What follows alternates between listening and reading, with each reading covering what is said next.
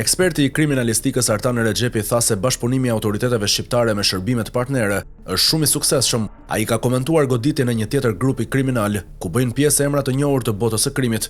Xhevdet Plaku ishte një nga të shumë kërkuarit nga policia shqiptare dhe drejtësia italiane, pas arratisjes nga burgu i Ankonës në janar të këtij viti.